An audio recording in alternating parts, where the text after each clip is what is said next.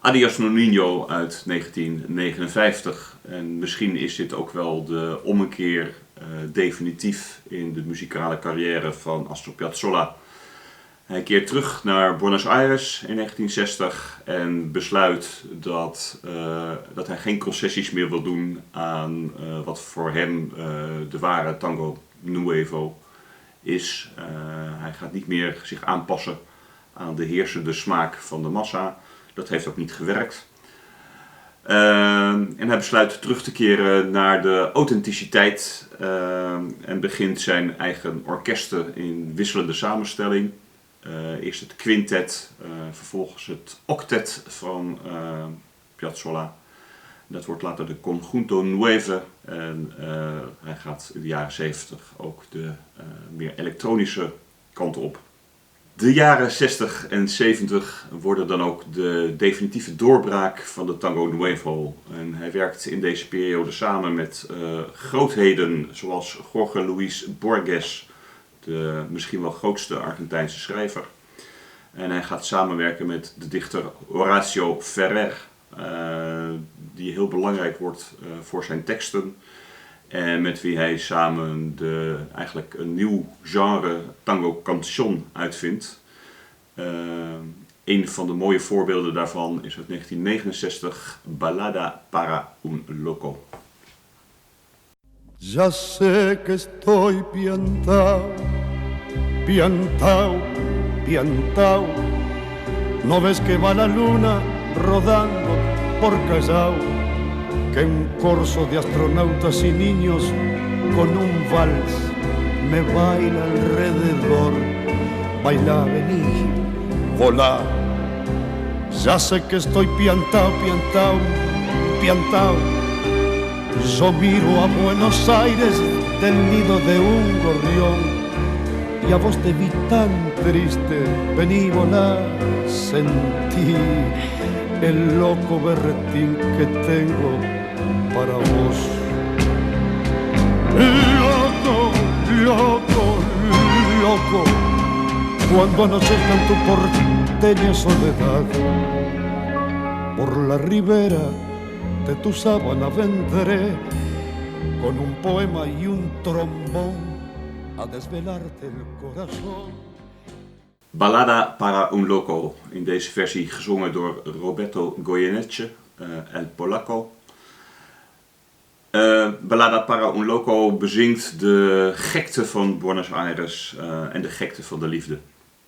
Hij zal in 1974 ook samenwerken met Gary Mulligan, de jazzsaxofonist die hij in 1954 was tegengekomen in Parijs. Ze maken een plaat in Italië, wordt die opgenomen. En van die plaat hoor je Cierra tus ojos y escucha.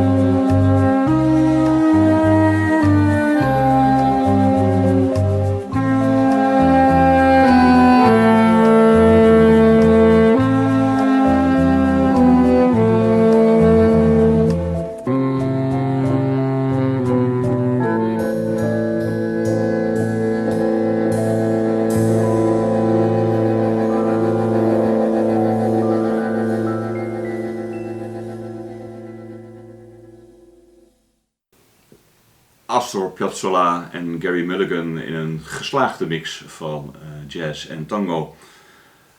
De jaren 60 en 70 zijn ook wel eigenlijk de jaren van de greatest hits van de Tango Nuevo. De nummers die je nog steeds in de wat minder traditionele milonga's kunt horen, waar neo op gedanst wordt. Nummers als Buenos Aires Horacero, Milonga del Ángel, Verano Porteño, wat vooral bekend is in de uitvoering van Troilo. Zoom, wat we vooral kennen in de uitvoering van Pugliese. Libertango, uiteraard. Oblivion, misschien wel het meest gespeelde Nuevo nummer. En Cité Tango, en dat laatste hoor je nu.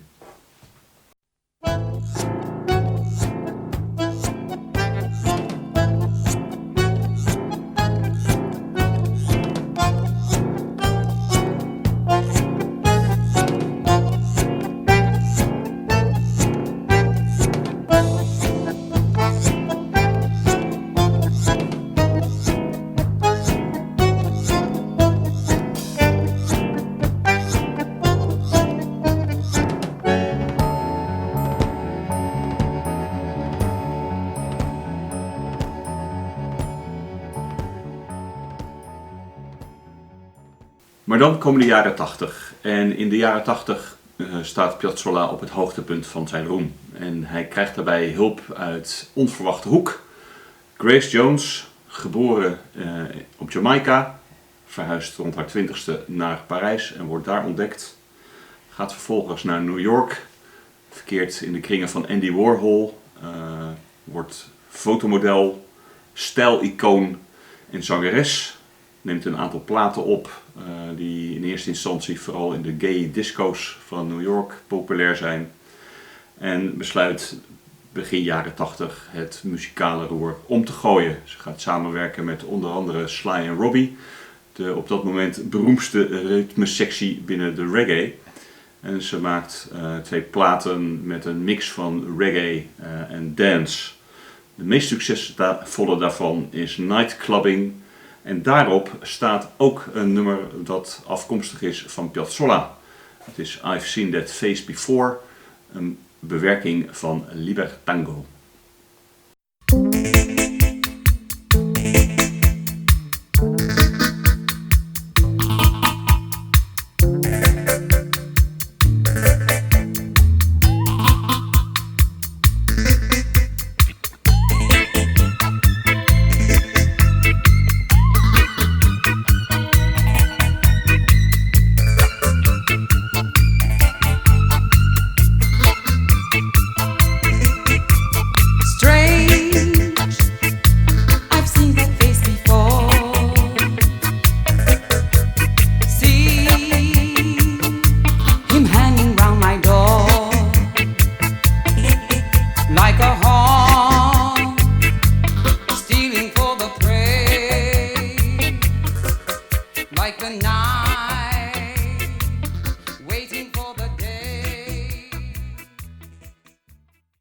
Libertango van Grace Jones, en daarmee loopt ze ongeveer 20 jaar voor op de tango electronico, de neo-tango die vanaf begin 2000 zal komen en waarmee Goten Project met de cd Revancha del Tango in 2001 de tango-wereld op zijn kop zet.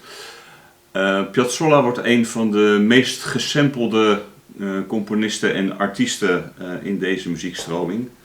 En Goten Project hoor je nu.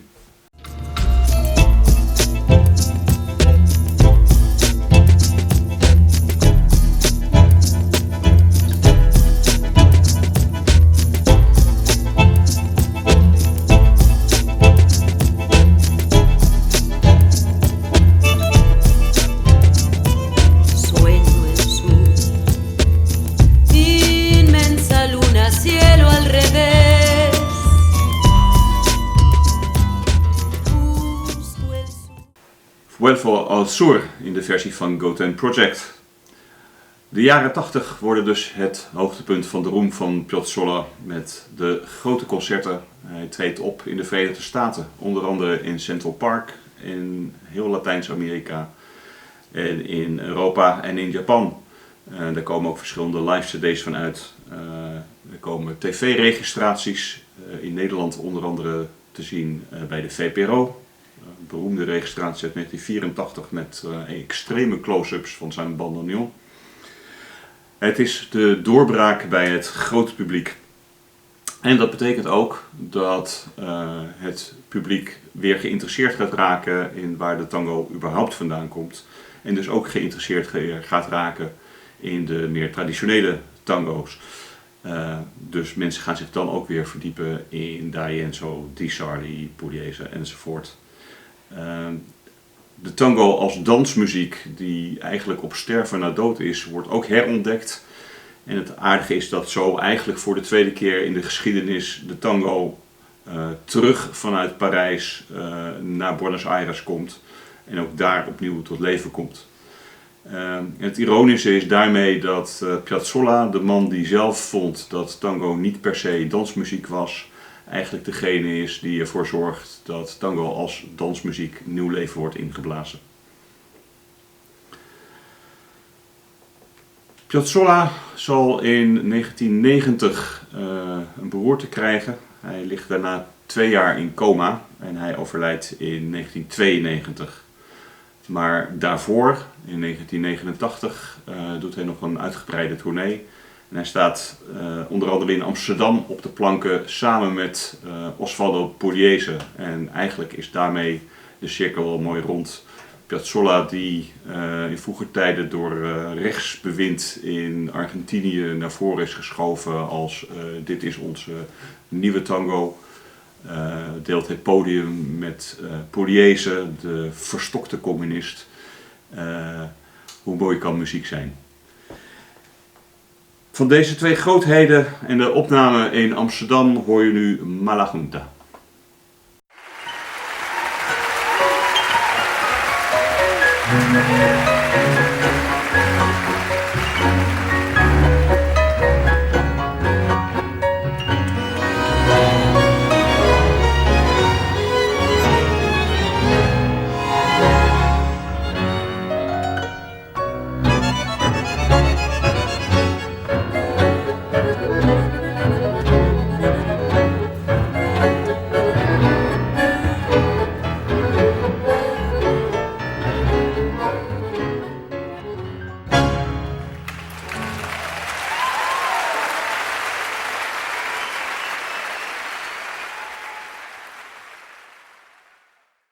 En dat was hem dan, mijn verhaal over de muziek van Astor Piazzolla.